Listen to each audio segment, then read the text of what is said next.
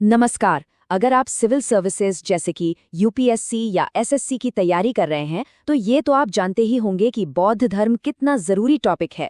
तो चलिए आज इसी टॉपिक को एग्जाम के पॉइंट ऑफ व्यू से समझते हैं और उन सारे ज़रूरी पॉइंट्स को कवर करते हैं जो आपको पता होने ही चाहिए। देखिए, हमने इस पूरे डिस्कशन को 4 आसान हिस्सों में बांट दिया है।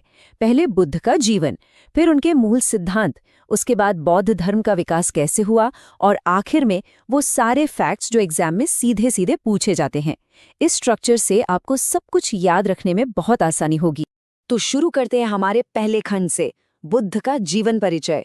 देखिए, किसी भी फिलॉसफी को समझने के लिए उसके फाउंडर की कहानी जानना बहुत जरूरी होता है। ये है सिद्धार्थ गौतम, जो आगे चलकर बुद्ध के नाम से जाने गए।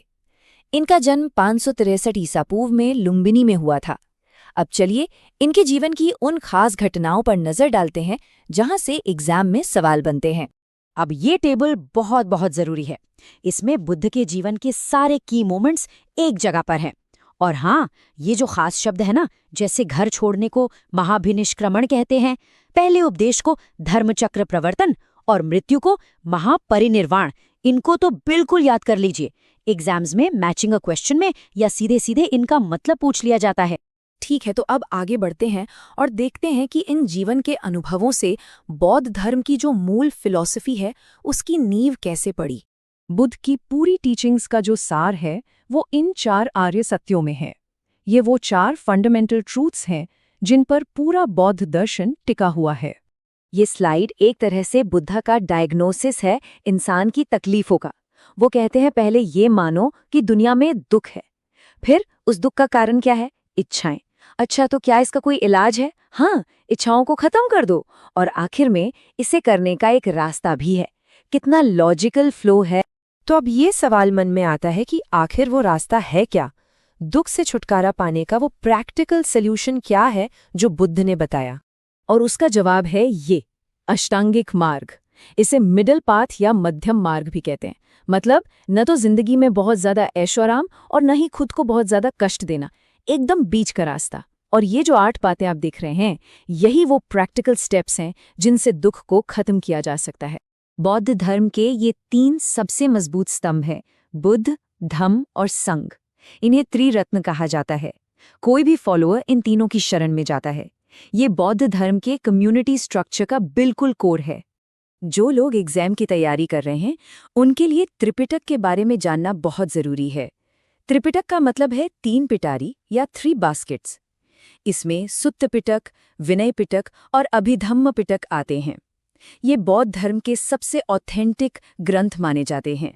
चलिए अब जरा ये देखते हैं कि बुद्ध के महापरिनिर्वाण के बाद उनकी शिक्षाओं को कैसे ऑर्गेनाइज किया गया और ये धर्म कैसे फैला। अच्छा, बुद्ध के बाद उनकी टीचिंग्स को संभालना और व्यवस्थित करना जरूरी था। यहीं पर आती हैं बौद्ध संगीतियां, मतलब बुद्धिस्ट काउंसिल्स। ये टेबल तो समझ लीजिए कि एग्जाम के लिए गोल्ड माइन है। पहली कहाँ हुई? राजगृह में। पेट्रन कौन था? अजातशत्रु।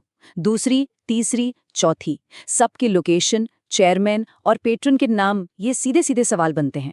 खासकर तीसरी और चौथी वाली पर तो खास ध्यान देना है। चौथी संगीति के बाद एक बहुत बड़ा बदलाव आया।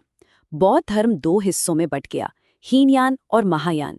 ये स्लाइड इन दोनों के बीच के जो मेन डिफरेंसेस हैं उन्हें बिल्कुल साफ साफ बताती है। जैसे हीनयान बुद्ध को महापुरुष मानते थे तो महायान ने उन्हें भगवान का दर्जा दे दिया। ये अंतर समझना बहुत जरूरी। चलिए अब आते हैं हमारे आखिरी सेक्शन पर। यहाँ हम कुछ ऐसे रैंडम लेकिन बहुत जरूरी फैक्ट्स पर एक क्विक लुक डालेंगे जो एग्जाम में अक्सर आ जाते हैं। ऑब्जेक्टिव टाइप क्वेश्चंस में सिंबल्स पर सवाल आना बहुत आम है।